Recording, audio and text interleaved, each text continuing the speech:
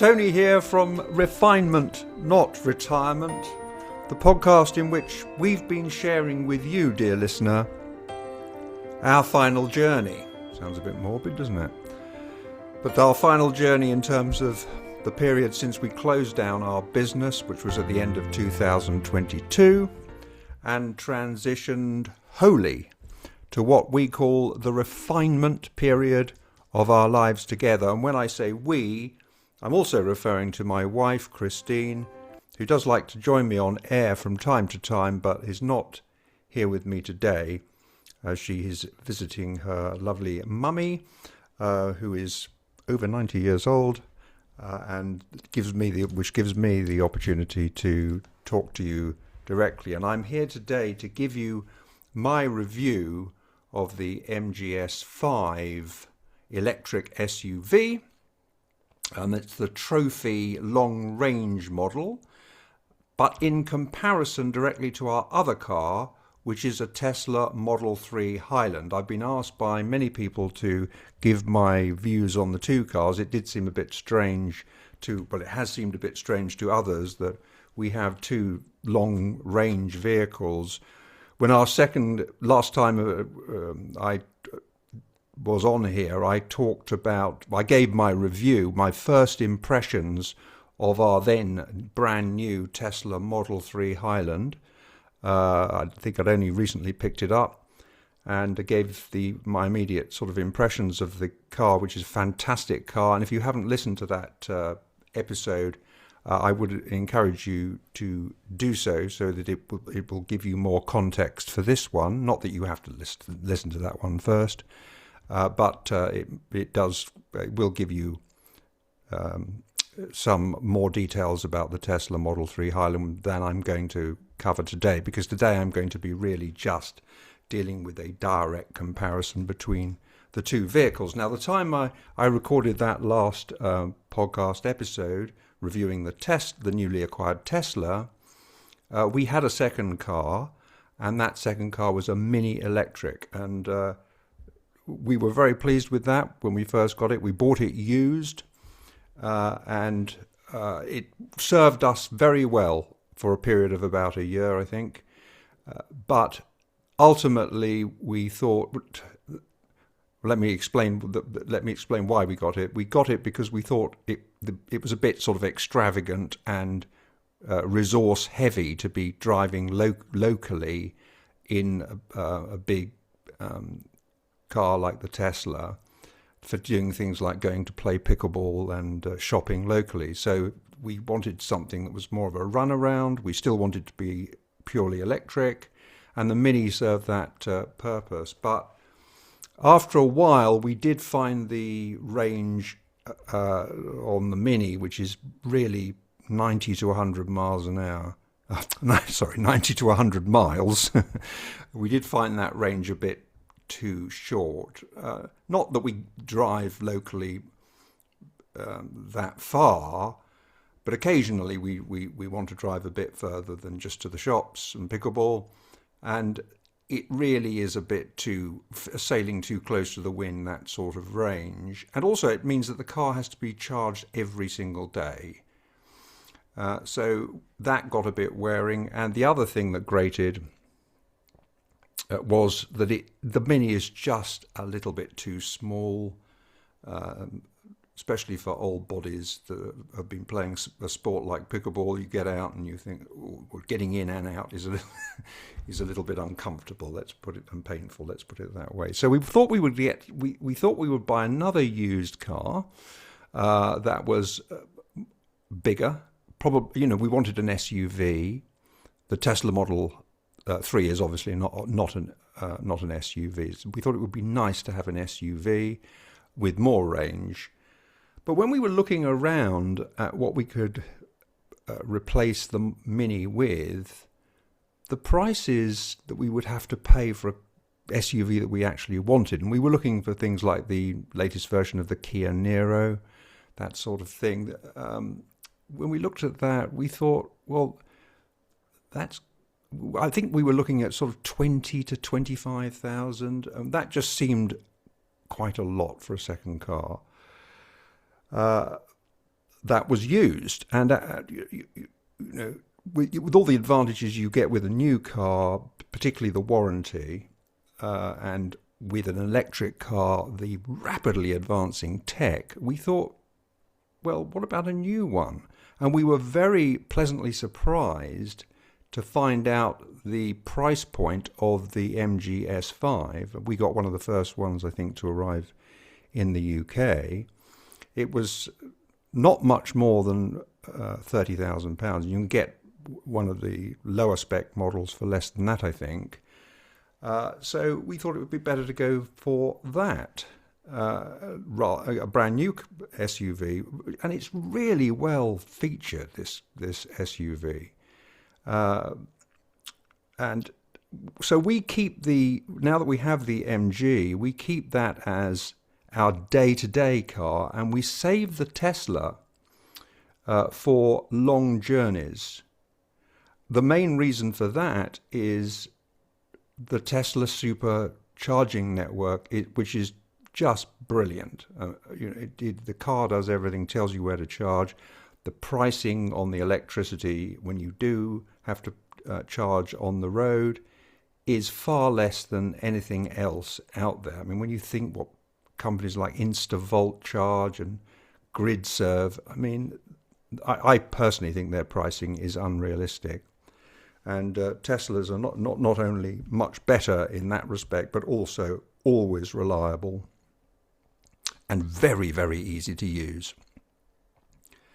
So that's our sort of the way we configure our lives between these two cars. So the MG is now used every day, and I want to talk about how we compare it, how I compare it. Though I do speak because Christine is really in harmony with me on all the views on this, because she loves the MG.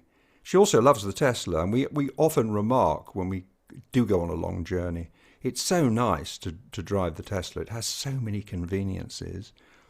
But the MG also is a great, great car, and we're very, very pleased with it. So as I said, I have gone into quite a lot of detail about the Tesla Model 3 Highland. The Highland bit refers to the fact that it's the refreshed version. We did have the original version of the Model 3, which we also loved to bits. But the Highland refresh is definitely a step up, and I dealt with all that in my previous episode. But it does have such conveniences. I've mentioned the supercharging network already. The simple things like not having a start-stop button that you have to deal with every time you start and stop the car. Doesn't need that because it knows you're there with your phone or your watch. When you get out of the car, you just literally stop it, put it in park and walk out of it, and it locks the car. You never have to even think about that. There are no servicing costs with the Tesla because it's under warranty, number one, and they don't require you, in order to maintain that warranty, they don't require you to have any services. They don't provide servicing. Electric cars hardly need any attention at all. So that's a side of the MG where they still are in the old dark ages, I think, because they do require you to have servicing. And I'll talk a bit more about that as I get into the details of the MG. The Tesla, of course, it has to be faced up to the fact that it is an expensive car. It's twice the price. I think it was about twice the price of what we paid for the MG, which I've already told you about. Since we bought the car, I think, the Elon Musk factor has raised its ugly head, or had it already. Well, you'll have to listen to the previous podcast. I can't remember right now. But, Elon Musk's sort of activities in the political world have put a lot of people off Teslas, I think, for understandable reasons, and it certainly has given me pause for thought. But the Tesla is just the best electric car you can have, in my opinion, and so I think that aspect of it, the Elon Musk factor, I'm prepared to overcome that in my mind. We do only, as I've said, only use the Tesla occasionally now for our long distance driving. The lower driving position, getting in and out, is a factor with the Tesla as we get older into our refinement years. But it's such a nice car to drive with all those conveniences that too I'm prepared to overlook. The absence of stalks on the, not birds, but the things on the steering wheel that allow you to operate the indicators. Those were replaced on the Model 3 in order to save money, I think, with switches, one to indicate that you're going right, another switch to indicate that you're going left, which, as I dealt with in the previous podcast review, is annoying and I think a little unsafe when you go around roundabouts, because obviously the position of the switches changes as you go round the roundabout. Not ideal, and I believe on the latest version of the Model Y, they have replaced the switches. They've gone back to a stalk. So the other thing to say about the Tesla is that it has frequent over-the-air updates of its operating system, and this, from time to time, gives you a properly refreshed experience. They add features, they do things which add range and other things to the car, and that's a real benefit. The MG doesn't have that. I think that's a pity. If you want an update, you have to rely on the dealer, and when you go to the dealer, they will, I guess, install the latest update. I don't have any experience of that so far, but I think that is a disadvantage when compared with the Model 3. Having said all that, we've had the MG since, I think it was May we took delivery. It's 100 times better than the Mini Electric. We sold, the Mini Electric, we didn't actually sell it. We recycled it within the family. But the reason for that was the prices that we were being offered as a trade-in were just really pathetic. I think with electric cars, you do suffer big depreciation, and I think part of that is the fact that the technology moves so fast that the new cars are just so much more attractive because they are so much better featured. And also, we've got the fact that electric cars are coming down substantially in price, mainly because of the brilliant cars, MG included, that are coming over from China. The Chinese really have become streets ahead of everybody else, including, I think, Tesla. Not technologically, perhaps, but certainly in terms of efficient production of cars and being able to sell them at a very affordable price, like this MG, which I think is really fantastic value for money. The things like the intelligent cruise control on the MG is probably, in my experience, a bit better than the so-called autopilot on the Model 3. I've given my views in the previous podcast episode about what I'm going to call intelligent cruise control. That's where it keeps you the same distance from the car in front and even comes to a complete halt if the car in front comes to a complete halt. It has emergency braking and all that good stuff. I think my experience is on the MG, it's a bit better because it's smoother, and it isn't so prone to the phantom braking that is very prevalent, I have to say, on the Tesla. It's a bit of a twitchy car, the Tesla, and that causes consternation to Christine when she's in the passenger seat, and she thinks I'm doing these sort of irrational sudden braking, and it's the car doing it. Because I do like to use the auto, because I think it's good to know that if you happen to lose your focus for any reason and something comes out in front of you, the car will do an emergency stop. But unfortunately, it is too twitchy.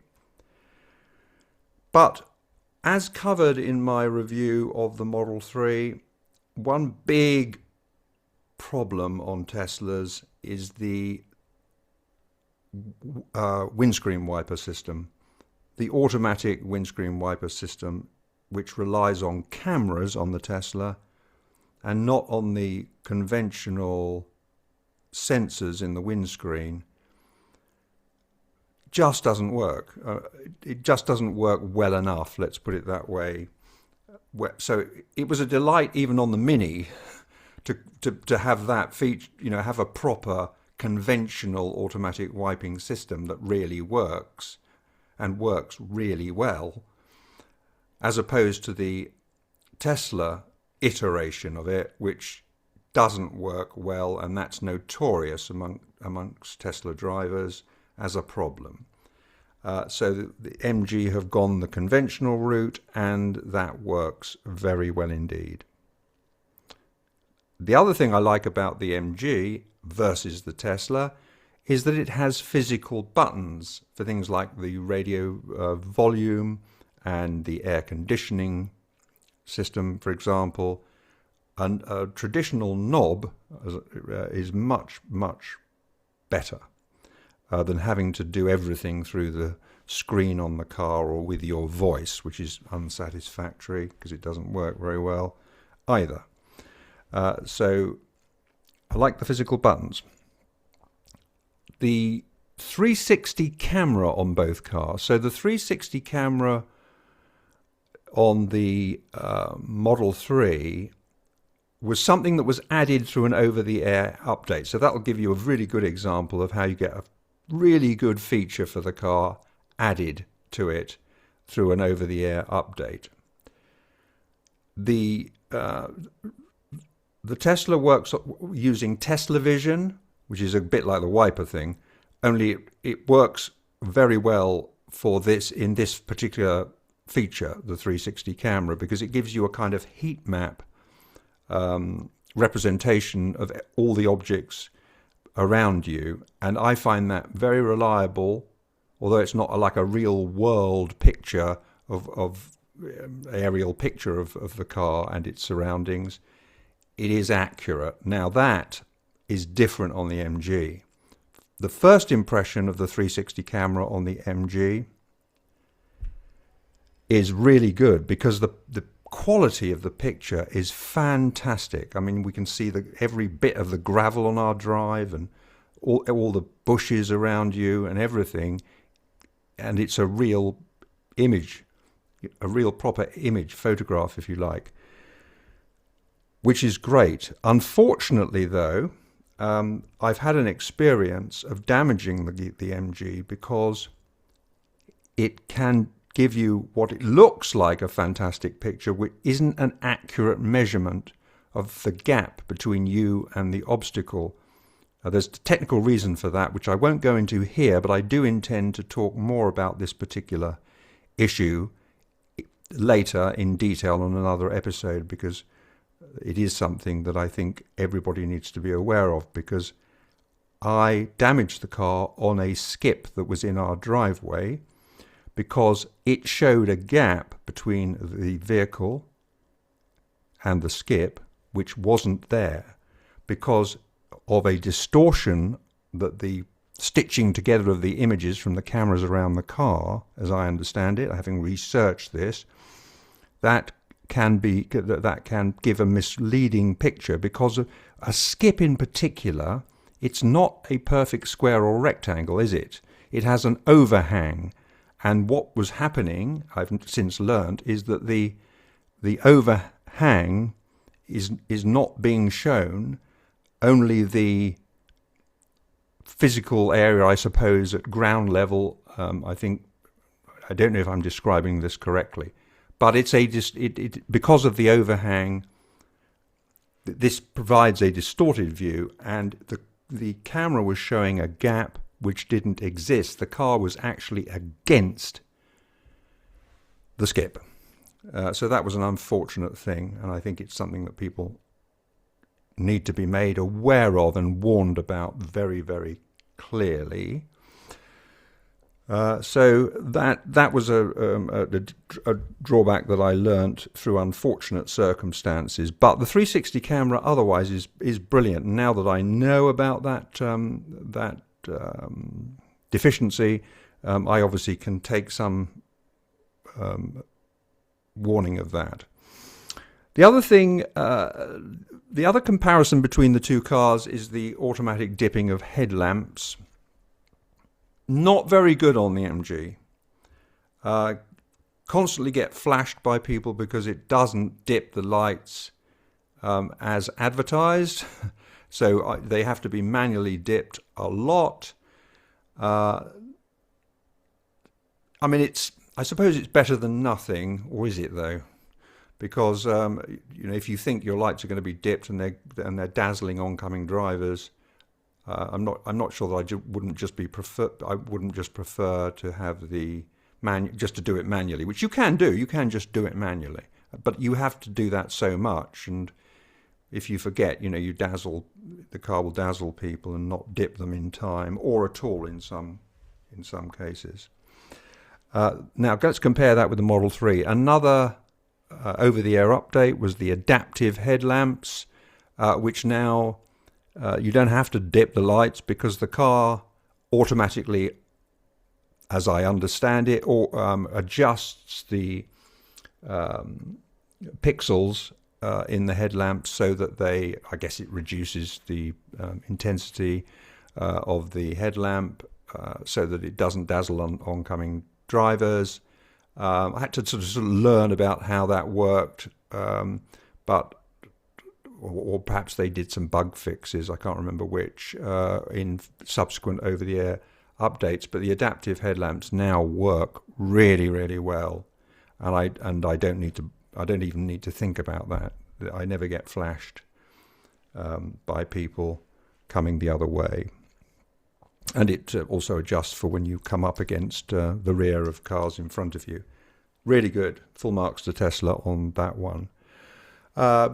Already touched on this, but we do find that the space and high driving position in the MG is really just lovely. It's lovely to have all that space. It's lovely to sit in that higher position, especially after pickleball when our muscles are aching and weary. So we love that. It's got so much space in it, so much storage. What else can I say about it? It doesn't have, unlike the Tesla, it doesn't have a frunk or fruit or front boot, whatever you like to call it. But I never use the frunk in the Tesla. Well, that's not quite true. I might, if we're going on a long journey and we've got a lot of stuff, I might use it for sandwiches or maybe a charging cable, a granny cable. But really, I can't say that I found it, such a benefit really, or even necessary. So it's a bit of a luxury having these two cars. I'm very grateful for that I can do that. And I really like the fact that I really like all these features in the MG. It's just super, and as I say, at the price point, I think it's a terrific vehicle. I'm really surprised that more people, that I haven't seen more of them. I see them very infrequently on the roads here in the Cotswolds. I'm seeing, and it's really great, isn't it? I'm seeing lots more electric cars, which I'm very pleased to see, because obviously that has a knock-on effect for the environment that we live in, especially here in the Cotswolds, where we want to keep nice, clean, fresh air, and we want to keep as noise-free as possible. And driving an electric car, I think, if we all drove electric cars, I think the quality of our air would be much improved. The quality of our environment would be much improved. So it's very good to see that. But I am surprised that more people haven't bought this this MG because of the fantastic features you get for the price. So it has been ideal for us as a second vehicle, and it would suffice as our only vehicle, but we do like to have the flexibility, like today when Christine has gone to visit her mum. You know, I'm not stuck not being able to get anywhere. We do live in we're lucky to live in a rural medieval village, beautiful village called Elmley Castle, in the northwest extreme corner of the Cotswolds, an area of outstanding natural beauty, which it certainly is. So I do love to have to have these two cars. But, you know, I could exist just on the MG, and obviously could exist just on the Tesla, but I think it's great to have the two of them. And when we go, as we will be doing next year on trips to Europe, across Europe, the Tesla, well, even across the UK for that matter, the Tesla is fantastic because, as I say, of the supercharging network, which is just so good. So I think that probably covers everything that I can think of, and I'm doing this off the top of my head. But I think that I hope that helps, because, as I say, I have been asked by quite a few people to give my impression of the two cars, and those are my honest thoughts about the two of them. So it's good to be back on the air with you. I'm afraid that we've been absent for a while. And because our lives in refinement have become just so busy, I don't know how we ever had time to work or run our business. I really don't know. But we just seem to be so busy all the time. We've got lots to talk to you about, and we will try and get on here as often as possible to do that.